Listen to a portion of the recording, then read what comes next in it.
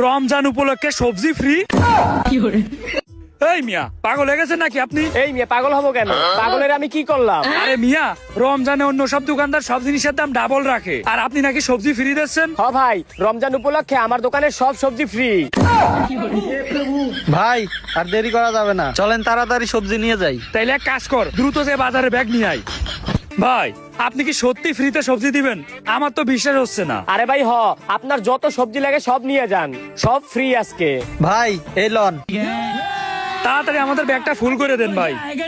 কি কি লাগে আপনারা শুধু বলেন, আমি সব দিতেছি।